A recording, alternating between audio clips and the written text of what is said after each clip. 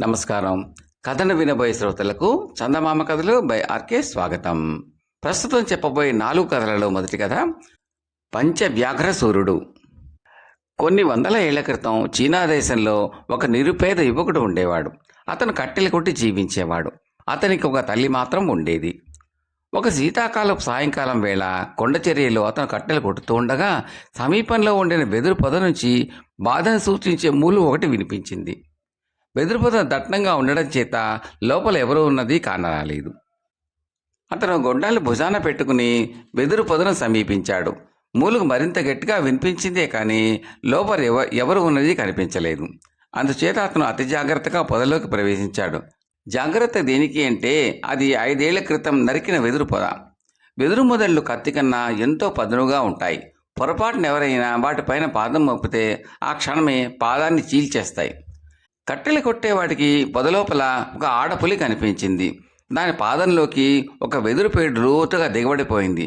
ఆ కారణంగా అది కదలలేని స్థితిలో ఉండి బాధతో మూలుగుతున్నది. మొదట పులిని చూసి భయం కలిగినా అది దీనంగా తన కేసు చూసిన చూపులకు కట్టెలు కొట్టేవాడి గుండె ద్రవించిపోయింది. అతను పొద నుండి బయటికి వచ్చి కొండ దిగి ఇంటికి పరిగెత్తి, అమ్మా, కొండ మీద ఒక పులి పాపం గాయపడి చాలా బాధలో ఉన్నది, దాన్ని కాపాడదామా, నా వెంట వస్తావా సాయం అన్నాడు. అలాగా నాయనా, ఒక్క క్షణం ఉండు, గాయాలకు రాయడానికి మందు తెస్తాను అన్నది తల్లి. ఇద్దరూ కలిసి పులి ఉన్న చోటికి వచ్చారు. తల్లి పులికి ఊరడింపుగా మాట్లాడుతూ ఉంటే కొడుకు ఉపాయంగా పులికాలను వెదురు నుంచి బయటికి తీసేశాడు. విమోచన అనంతరం పులి తన సహజ క్రౌర్యం చూపక తల్లి కొడుకులకేసి చాలా కృతజ్ఞతతో చూసింది. తల్లి పులి గాయానికి మందు రాసి చప్పున 2 అడుగులు వెనక్కి వేసి మర్యాదగా సెలవు పుచ్చుకోవటానికి ఏదో అనాలి గనక, పులి తల్లి, మేం పేదవాళ్ళం, నా కొడుక్కి ఎవరు పిల్లనివ్వకుండా ఉన్నారు, నీ ఎరికిన మంచి పిల్ల ఎవరితైనా ఉంటే మా వాణ్ణి ఒక ఇంటివాడుగా చేద్దు, నీకు పుణ్యం ఉంటుంది అని కొడుకుతో సహా గబగబా ఇంటికి వచ్చేసింది. ఇంకా శీతాకాలం ముగియక మునిపే ఒక ధనికుడు కుమార్తెను పెళ్లి కూతురు చేసి సారెతో సహా ఆ ప్రాంతాన కాబోయే అత్తవారింటికి తీసుకుపోతూ ఉండటం తటస్థించింది. పెళ్లి కూతురు మేనాల్లో ఉన్నది. ముందు వెనక మనుషులు పెట్టెలు కావళ్ళు మోస్తూ వస్తున్నారు. అకస్మాత్తుగా ఈ పెళ్లివారు వచ్చే దారికి అడ్డంగా 5 పెద్ద పులులు కూర్చుని కూరలు తెచ్చి బుర్రమంటూ తోకలు ఆడిస్తూ ప్రత్యక్షమయ్యాయి.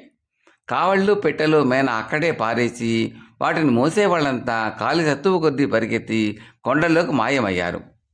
పెళ్లి కూతురు మాత్రం కంగారు పడి మేనా తలుపు తెరుచుకుని బయటికి వచ్చి తాను 5 పులులు తప్ప ఇంకెవ్వరూ లేకపోవడం చూసింది.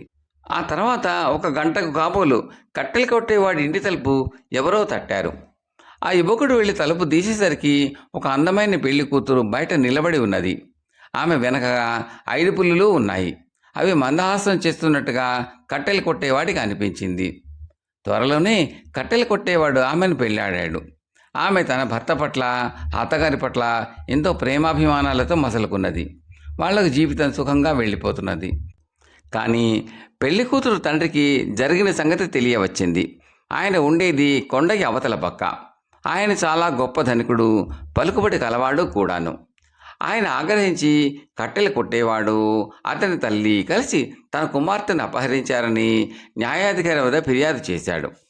న్యాయాధికారి కట్టెలు కొట్టేవాడిని, అతని తల్లిని న్యాయస్థానానికి రప్పించాడు.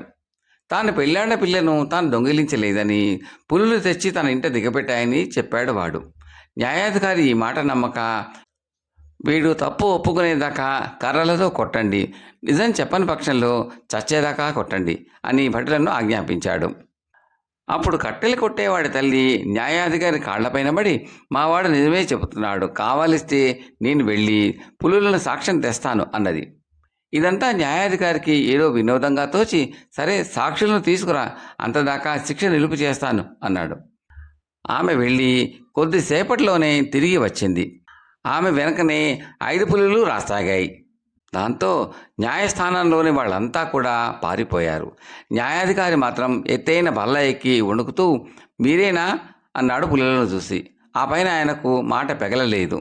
న్యాయాధికారి అడగదలచిన ప్రశ్న తమకు అర్థమైనట్టుగా పులులు తమ తలలను పైకి కిందకి ఆడించాయి. విచారణ అయిపోయింది. కట్టెలు కొట్టేవాడు తన తల్లితో సహా ఇంటికి తిరిగి వచ్చేశాడు. ఆ ఏడే వేసవిలో అనేక వేల సంఖ్యలో అటవికులు రాజా మీదికి దండెత్తి వచ్చారు. వాళ్ళ వెంట వేట కుక్కలు, భల్లూకాలు, వానరాలు ఉన్నాయి. చక్రవర్తి సైన్యాలు యుద్ధానికి తరలి వెళ్ళాయి, కానీ ఆ యుద్ధ విద్యలేవి ఆ అటవిక మూకల ముందు పనికి రాలేదు. చక్రవర్తికి ఘోర పరాజయం కలిగేలాగా కనబడింది. చక్రవర్తికి మతే పోయింది. ఆ సమయంలో ఆయనతో ఎవరో కట్టెలు కొట్టేవాడి పులులను గురించి చెప్పారు. చక్రవర్తి వెంటనే అతన్ని పిలిపించి, నువ్వు శత్రువులను పారదొలితే నా సేనకు నిన్ను సర్వసేనాన్ని చేస్తాను అన్నాడు. యోధులను, భైర్యులను, కవచాలను చూసి బెదరని అటవిక సేన 5 పెద్ద పులను చూడగానే హడిలిపోయి పారిపోయాయి. చక్రవర్తి పరువు దక్కింది. ఆయన కట్టెలు కొట్టేవాడిని శాస్త్రోక్తంగా సర్వసేనానిగా చేసి పంచవ్యాఘ్రసుర అని బిరుదిచ్చి పెద్ద జీతం మీద తన కొలువులో ఉంచుకున్నాడు. అతి త్వరలోనే వాడు యుద్ధ, అస్త్ర, శస్త్ర విద్యలలో ప్రావీణ్యత సంపాదించి సమర్థుడైన సేనాని అని పేరు తెచ్చుకున్నాడు. కథ సమాప్తం. రెండవ కథ పొగడ్తలు. ఆదిత్యసేనుడు అనే రాజు ఆస్థానంలో చాలామంది ఉద్యోగులు ఉండేవారు. వాళ్ళు ఏమాత్రం అవకాశం దొరికినా ఆయనను అంతవాడివి ఇంతవాడివి అంటూ ముఖస్థితితో పొగడ్తలతో విసిగిస్తూ ఉండేవాళ్ళు. వాళ్ళ పొగడ్తలు నిజాయితీతో కూడినవి కాదు అనేది రాజుకు తెలుసు. ఒకనాటి రాత్రి భరించలేనంత చలివేస్తున్న ఆదిత్యసేనుడు రాజప్రసాదం వదిలి బయలుదేరాడు. ఎక్కడైనా ముఖస్తుతి పరాయణుడు కానివాడు, నిజాయితీపరుడు కనిపిస్తాడేమోనని చూడాలనిపించింది ఆయనకు. రాజు నిండుగా శాలువా కప్పుకుని వీధి వెంట నడవసాగాడు. కొంత దూరం వెళ్ళాక ఆయనకు ఒక ఇంటి అరుగు మీద ముడుచుకు పడుకుని ఉన్న ఒక మనిషి కనిపించాడు. ఆదిత్యసేనుడు అతన్ని సమీపించి, నీకు చలి పుట్టడం లేదా అని అడిగాడు. అందుకు వాడు, నేను కప్పుకున్నది చిరుగుల పాత, అందువల్ల చలిగాలి ఒకవైపు కంతలోంచి ప్రవేశించి మరొక వైపు కంతలోంచి బయటికి పోతుంది. కానీ మీరు కప్పుకున్న శాలువల్లో చల్లగాలి ప్రవేశించిందో ఇక దానికి బయటికి పోయే అవకాశం ఉండదు. ఆ కారణంగా మీరు చలిని తట్టుకోలేకపోతున్నారు, నేను తట్టుకోగలుగుతున్నాను అన్నాడు. రాజుకు వాడి హాస్యధోరణి నవ్వు తెప్పించింది. వాడితో రాజు, నా దగ్గర 100 బంగారు కాసులున్నవి, వాటిల్లో 20 నీకు ఇస్తాను, నన్ను రాజంతటి వాడివి అని పొగడగలవా అని అడిగాడు. 20 కాసులేనా అయ్యా, అంత చిన్న మొత్తానికి మిమ్మల్ని అంత గొప్పగా పొగట్టడం కుదరదు అన్నాడు వాడు చిన్నగా నవ్వుతూ. ఒకవేళ నా దగ్గర ఉన్న దాంట్లో సగం నీకు ఇచ్చాననుకో, అప్పుడు అని ప్రశ్నించాడు రాజు. అప్పుడు మనం ఇద్దరం సామానులమైపోతాం, మిమ్మల్ని పొగడవలసిన అవసరం ఏమీ ఉండదు అన్నాడు ఆ పేదవాడు. ఆదిత్యసేనుడికి ఈ జవాబు చాలా ఆనందం కలిగించింది. తను అక్కడ నుంచి కొంత దూరం వెళ్తే ధనాశ కొద్దీ వాడు మళ్ళీ పిలుస్తాడేమోనని చూడాలనుకుని ముందుకు పోసాగాడు. అయినా పేదవాడు ఆయన్ని పిలవలేదు. రాజు తిరిగి పేదవాడి దగ్గరకు వచ్చాడు. అయ్యా, తమరేదో నన్ను మళ్ళీ ప్రశ్నించేందుకు వచ్చినట్టుంది అన్నాడు వాడు. ప్రశ్నించడానికి కాదు, నీ నుంచి పొగట్ల కోసం వచ్చాను. నా దగ్గర 100 బంగారు కాసులు ఉన్నవని ముందే చెప్పాను కదా అన్నాడు రాజు. అవును అన్నాడు పేదవాడు. సరే, ఆ 100 బంగారు కాసులు నీకు ఇచ్చేస్తాను, అప్పుడు నన్ను రాజంతటవాడి అని పొగడగలవు కదా అన్నాడు రాజు. ఆ మాటలకు పేదవాడు, అయ్యా, ఆ బంగారు కాసులన్నీ నావి అయినప్పుడు ఇక మిమ్మల్ని పొగడవలసిన అవసరం ఏమున్నది? బహుశా మీరే అవసరం కొద్దీ నన్ను పొగడవచ్చు అన్నాడు పెద్దగా నవ్వుతూ. ఆదిత్యసేనుడు కూడా వాడితో పాటు నవ్వాడు. ఆ తర్వాత ఆయన వాడికి 100 బంగారు కాసులు ఇవ్వడమే కాక తానెవరైనది చెప్పి వాణ్ణి తన అంతరంగిక సలహాదారుగా నియమించుకున్నాడు. ఈ జరిగినది విన్నాక రాజ్యోద్యోగులు ఆనాటి నుంచి రాజును అయినదానికి కానిదానికి పొగడటం మానుకున్నారు. కథ సమాప్తం. మూడవ కథ భట్రాజు యుక్తి. ఒక గ్రామంలో వెంకన్న భట్టు అనే భట్రాజు ఉండేవాడు. ఆయన చాలా చాకచక్యం గలవాడు. గ్రామంలో ఎక్కడ ఏ శుభకార్యం జరిగినా వెళ్ళి అక్కడ వారిని పొగుడుతూ పద్యాలు చెప్పి వారిచ్చిన బహుమానాలు పుచ్చుకుని జీవనం గడుపుతూ ఉండేవాడు. ఊళ్ళో అందరూ కూడా అతనికి అంతో ఇంతో ముట్ట చెప్పేవారే, కానీ ఆ ఊరి జమీందారు మాత్రం ఏనాడో వెంకన్న భట్టు చేతిలో ఎర్రని ఏగాని పెట్టిన పాపాన పోలేదు. జమీందారు గారింట శుభకార్యం జరిగినప్పుడల్లా వెంకన్న భట్టు వెళ్ళి పద్యాలు చదువుతూనే ఉండేవాడు. కానీ పిసినగొట్టు జమీందారు మాత్రం ప్రతిసారి, ఆహా, ఎంత చక్కటి పద్యాలు చెప్పావు, ఇందుకుగాను నీకు మంచి ఈనాం ఇవ్వాలి, వచ్చే శుభకార్యాన్ని కనబడు అనేవాడు. ఇలా ఎన్నో శుభకార్యాలు జరిగాయి, కానీ వెంకన్న భట్టుకు మాత్రం చిన్న కానుక కూడా ముట్టలేదు. ఇంతలో జమీందారు గారి కూతురు వివాహం వచ్చింది. ఈసారి అయినా జమీందారు నుంచి మంచి బహుమానం పొంది తీరాలని వెంకన్న భట్టు నిశ్చయించుకున్నాడు. అతనికి పాడి లేకపోవటం పెద్ద కొరతగా ఉంటూ వచ్చింది. ఈ పెళ్లి సందర్భంలో ఎలాగైనా జమీందారు నుంచి ఒక మంచి ఆవును బహుమానంగా పుచ్చుకోవాలని వెంకన్న భట్టు ఆలోచించాడు. అతను పెళ్లి ఇంటికి జమీందారు గారు బంధుమిత్రులతో ఉండగా వెళ్ళి జమీందారును పొగుడుతూ వధూవరులను దీవిస్తూ పద్యాలు చదివి, ధర్మదాతలు ఈసారి తప్పక ఈనాం ఇప్పిస్తానని అన్నారు, అది దయచేయించండి అన్నాడు. తన చుట్టూ బంధుమిత్రులు, కొత్తగా వచ్చిన వియంకుడు, ఆ వియంకుడి బంధువులు ఉండటం వల్ల ఈనాం ఇవ్వకుండా తప్పించుకోవటానికి వీల్లేని పరిస్థితి ఏర్పడటం చేత జమీందారు ఏమివ్వమన్నావు అని అడిగాడు. పిల్లలు గలవాణ్ణి ఒక పాడ్యావం దయచేయించండి అన్నాడు వెంకన్న భట్టు. జమీందారు ఒక నౌకరుని పిలిచి వాడితో రహస్యంగా ఒక ముసలి ఆవును వెతికి పట్టుకొచ్చి వాడికి ఇచ్చేయి అని చెప్పాడు. నౌకరు వెళ్ళి త్వరలోని ఒక ముసలి ఆవును తెచ్చి జమీందారు గారి ఎదుట పెట్టాడు. దాన్ని చూసి అతిథులందరూ ఆశ్చర్యపోయి భట్రాజు ఏమంటాడో అని ఆత్రంగా ఎదురు చూడసాగారు. వెంకన్న భట్టి ఇరకాటంలో పడ్డాడు. ఆ ఆవును తీసుకోవడం బొత్తిగా నిష్ప్రయోజనం. తీసుకోనంటే జమీందారు గారిని అవమానపరిచినట్టు అవుతుంది. అది ఆయనకు ఆగ్రహం కలిగించవచ్చు. అందుచేత ఆ ముసలి ఆవును తీసుకోకుండా ఉండటానికి అతను ఒక యుక్తి పన్నాడు. అతను ఆవు వద్దకు వెళ్ళి దాని చెవిలో ఏదో చెప్పినట్టు చెప్పి దాని మూతి దగ్గర చెవి పెట్టి ఆలకిస్తున్నట్టు అభినయించసాగాడు. అది చూసి అందరికీ అమిత ఆశ్చర్యం వేసింది. జమీందారు వెటకారంగా ఆవుతో ఏదో గుసగుసలాడుతుందేమిటి వెంకన్న అని అడిగాడు. ఏం లేదు మహాప్రభో, నేను ఈ ఆవును ఈయన మోస్తావా అని అడిగాను అన్నాడు వెంకన్న భట్టు. ఆహా అలాగా, మరి అదేమన్నది ఏమిటి అన్నాడు జమీందారు మరింత వేళాకోళంగా. అది ఏమంటున్నదంటే, నేను కృతయుగంలో మహిషాసురుడి వద్ద ఉండేదాన్ని. ఆ మహిషాసురుడు కాస్త ఆదిశక్తి చేతిలో అంతమయ్యాడు. కృతయుగం అంతమైనా నేను చావలేదు. త్రేతాయుగం వచ్చింది. రావణుడు పుట్టడము, రాముడి చేతిలో చావడము కూడా చూశాను. ఆ తర్వాత ద్వాపర యుగంలో కంసుడు పుట్టాడు. కృష్ణుడు వచ్చి కంసుడిని చంపడం కూడా కళ్ళారా చూశాను. అప్పటికీ నాకు చావు రాలేదు. అయితే నాకు దేని మీద ఈనాడు భ్రాంతి లేదు. వైరాగ్యం కూడా ఏర్పడింది. కలియుగం వచ్చేసింది. ఇన్ని యుగాలు చూసిన దాన్ని నన్ను పట్టుకుని ఈయన మోస్తావా అని అడగడానికి నీకు సిగ్గు లేదా? నలుగురు నన్ను చూసి నవ్వరు అంటున్నది మహాప్రభో అన్నాడు వెంకన్న భట్టు. అతడి మాటలకు అక్కడ ఉన్నవాళ్ళంతా గొల్లు నవ్వారు. 10 మందిలో ఉన్న జమీందారుకు బాగా తలవంపులు అయిపోయింది. చచ్చు విధవ, మంచి పాడ్యావును పట్టుకురారా అంటే ముసలావును తెచ్చావా? వెళ్ళి వెంటనే మంచి పాడ్యావును పట్టుకురా, దీన్ని ఇచ్చేసి అని జమీందారు నౌకరు పైన నిప్పులు కక్కాడు. నౌకరు ముసలావును తీసుకుపోయి మంచి పాడ్యావును తీసుకుని వచ్చాడు. వెంకన్న భట్టు జమీందారు గారి దానశీలత పైన మరికొన్ని పద్యాలు చదివి ఆ ఆవును ఇంటికి తోలుకుపోయాడు. కథ సమాప్తం. 4వ కథ శంఖధ్వని. ఆరావళి పర్వత ప్రాంతంలో శంఖచూడం అనే అందమైన సంస్థానం ఉండేది. దాన్ని రాజపుత్ర వంశపు రాజులు పరిపాలించేవారు. అక్కడి కోట బురుజు మీద చిన్న శివాలయము, అందులో శివలింగాన్ని ఎదురుగా ఒక పెద్ద శంఖము ఉండేవి. ఆ శంఖం సంస్థానాధిపతి ఉదితేనే మోగేదని, దాని వారసులు కానివారు ఎంత ప్రయత్నించినా దాని నుంచి ఎలాంటి ధ్వని వచ్చేది కాదని ఒక ప్రతీతి ఉండేది. ఉత్తర దేశంలో హిందువులకు ముసల్మానులకు యుద్ధాలు జరుగుతున్న కాలంలో శంఖచూడ సంస్థానాధిపతి అయిన రణసింహుడు రాజపుత్ర వీరులతో చేరి తాను కూడా యుద్ధం చేయి నిశ్చయించాడు.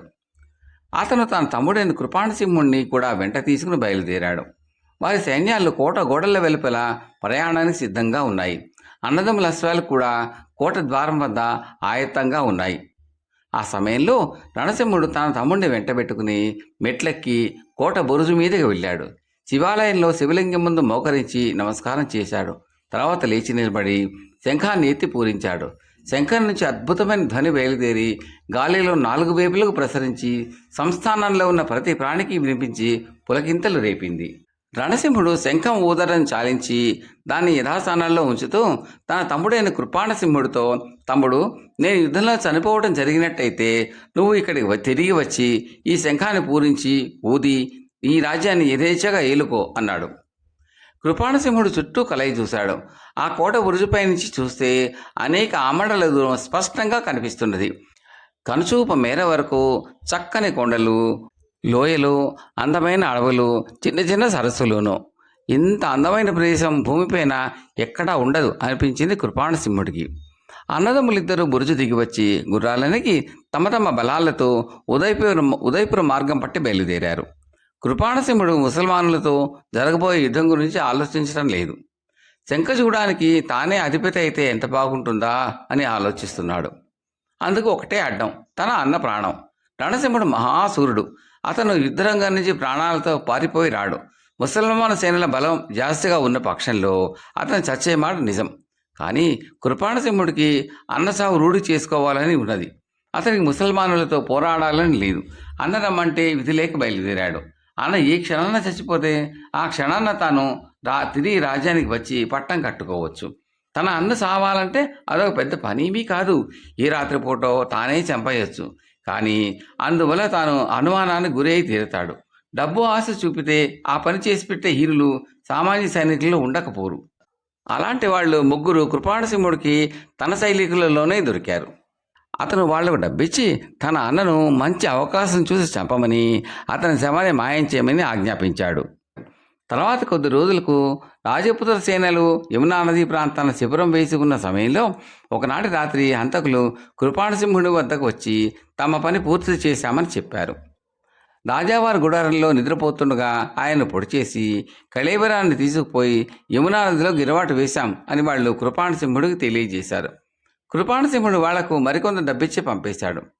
మర్నాడు రణసింహుడి గురించి శిబిరంలో ఆందోళన బయలుదేరింది. ఆయన తన డేరాలో లేడు. ఆయన పడుకున్న పక్కంతా నెత్తురుమయం. రణసింహుడు హత్య అయినట్టు అందరికీ తెలిసిపోగానే కృపాణసింహుడు చాలా ఆందోళన పడుతున్నట్టు నటిస్తూ సేనాపతుల వద్దకు వెళ్ళి, నేను మా సేనలతో మా సంస్థానానికి తిరిగి వెళ్ళిపోవటానికి అనుమతి ఇవ్వండి, లేకపోతే అరాచక పరిస్థితి ఏర్పడుతుంది అని చెప్పి వారి అనుమతితో తన సైనికులను వెంటబెట్టుకుని శంఖచూడ నగరానికి తిరిగి వచ్చాడు. రణసింహుడు పోయాడన్న వార్త విని దేశవాసులు చాలా విచారించారు. మా అన్న ఆదేశానుసారం నేనే రాజ్యాభిషేకం చేసుకుంటాను అని తన పరివారానికి చెప్పి కృపాణసింహుడు తన అన్నకు శాస్త్రోక్తంగా ఉత్తర క్రియలు జరిపాడు. ఈ కర్మకాండ పూర్తి కాగానే అతని రాజ్యాభిషేకానికి ప్రయత్నాలు ఆరంభమయ్యాయి. తిరిగి వచ్చింది మొదలు ప్రతిరోజు శివుడికి దండం పెట్టుకునే మిషం మీద కృపాణసింహుడు ఒంటరిగా బురుజు మీదకి ఎక్కి శంఖాన్ని పూరించడానికి ప్రయత్నం చేస్తూనే ఉన్నాడు. కానీ అందులోంచి గాలి తప్ప ఎలాంటి నాదము రాలేదు. అందుచేత అతను ఆ శంఖం గురించి ఎవరితోనూ ఏమీ అనలేదు. రాజ్యాభిషేకం చేసుకోబోయే ముందు శంఖాన్ని పూరించవలసి ఉంటుందని రాజపురోహితుడు సూచనగా అన్నాడు. కానీ అది చాలా పాత ఆచారమని కృపాణసింహుడు తేలిక తేల్చిపారేశాడు. అతడు నిజంగా రాజ్యానికి వారసుడే గనక శంఖం పూరించిన గురించి ఎవరూ పెద్దగా పట్టించుకోలేదు. పట్టాభిషేక మహోత్సవ దినం వచ్చింది. అభిషేకం మహావైభవంగా జరిగింది. బ్రహ్మాండమైన ఊరేగింపు, వింతలు, వినోదాలు, ఆటలు, పాటలు, సంతర్పణలు చక్కగా జరిగాయి. ఆ రాత్రి సంస్థాన ప్రముఖులు, ఆహ్వానితులు విందు భోజనాలకు కూర్చున్నారు. కృపాణసింహుడి ఆనందానికి మేరలేదు. అంతలో శంఖధ్వని వినవచ్చింది. ఒక్కసారిగా బిందు సద్దడి ఎంత మాట మణిగింది. అందరూ వింతగా శంఖధ్వనిని ఆలకించసాగారు. కృపాణసింహుడికి శరీరంలోని రక్తమంతా గండగట్టినట్టయింది. మహారాజు గారే అన్నారు ఎవరో. ఎవరికీ ఈ విషయం సందేహం కలగలేదు. వాళ్ళు కొత్త రాజును, పట్టాభిషేకోత్సవాన్ని మరచి భోజనాల ముందు నుంచి లేచి బయటకు పరిగెత్తారు. కోట బురుజు మీద నిలబడి శంఖాన్ని తదేకంగా ఊదుతున్న రణసింహుడిని చూసి గుర్తించారు. రణసింహుడు బురుజు నుంచి కిందకి దిగివచ్చి తన పరివారాన్ని కలుసుకుని, అవును, నేనే చావలేదు, నేను ఇంకా బతికే ఉన్నాను. నన్ను చంపడానికి ప్రయత్నించిన వాళ్ళు నన్ను నదిలో పారేయటం మేలైంది. నాకు చల్లని నీటి వల్ల త్వరగా స్పృహ తెలిసింది. సమయానికి కొందరు కోయేవాళ్ళు నన్ను రక్షించి మూలికలతో చికిత్స చేశారు. హంతకులను కూడా నేను తేలిగ్గానే పట్టుకోగలిగాను. నేను సత్యాన్ని అనుకుని ఆ దౌర్భాగ్యులు తాము సంపాదించుకున్న డబ్బుతో విచ్చలవిడిగా జీవించసాగారు. వాళ్ళ ముగ్గురిని హతమార్చి నా పగ తీర్చుకున్నాను అన్నాడు రణసింహుడు. మహారాజా, ఇంత దారుణం చేయించిన వారు ఎవరై ఉంటారు? హంతకులకు డబ్బిచ్చి మిమ్మల్ని హత్య చేయించే సాహసం ఎవరికుంటుందంటారు అని మంత్రులు అడిగారు. రణసింహుడు చుట్టూ కలయి చూసి తనను చూడవచ్చిన వారిలో కృపాణసింహుడు లేకపోవడం గమనించి, ఎవరైతేనే వాడి పశ్చాత్తాపమే బతికున్నంత కాలము వాడిని దహించి శిక్షిస్తుంది, ఇక వేరే శిక్ష అనవసరం అన్నాడు. అందరూ కలిసి తిరిగి భోజనశాలకు వెళ్ళారు. అక్కడ కృపాణసింహుడు లేడు. తన అన్న తిరిగి వచ్చాడని తెలియగానే తాను మరొక దోవన కోటను దాటి ఎటో వెళ్ళిపోయాడు. మర్నాడు రణసింహుడి గౌరవార్థం మరొక ఉత్సవం జరిగింది. కృపాణసింహుడు భ్రాతృద్రోహి అని ఆబాల గోపాలానికి తెలిసిపోయింది. అతని పేరు స్మరించిన వాళ్ళు లేరు. కథ సమాప్తం.